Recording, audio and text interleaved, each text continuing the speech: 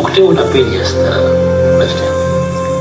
In fact నాకు vote వేయని వారిని కూడా నేను ఇదే విజ్ఞప్తి చేస్తాను. అంటే నాకు ఓటు వేయకపోవడానికి వాళ్ళకున్న రకరకాల కారణాలు ఉండొచ్చు. కులం కావచ్చు, వాళ్ళకున్న వాళ్ళ పార్టీల అఫిలియేషన్ కావచ్చు, ఏదైనా కారణం కావచ్చు. బట్ వాళ్ళందరికీ కూడా నేను విజ్ఞప్తి చేసేది ఒకటి, ఒకసారి మీరు ఇంటికి వెళ్ళండి, మీ భార్యతో మాట్లాడండి, మీ ఇంట్లో మీ అవ్వాతాతలతో మాట్లాడండి, మీ ఇంట్లో ఉన్న మీ పిల్లలతో కూడా మాట్లాడండి. చిన్నపిల్లలు కదా, ఓటు లేదు కదా అని వాళ్ళను పక్కన పెట్టద్దండి. వాళ్ళ అభిప్రాయం కూడా తెలుసుకోండి.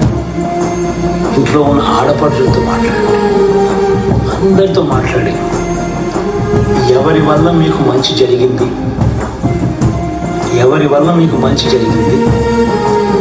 ఎవరు ఉంటే ఈ మంచి కొనసాగుతుంది అన్నది ఒకే ఒక్క అంశం మీ ఓటును గైడ్ చేసేట్టుగా మీరు ఆలోచన చేసి ఓటేయండి.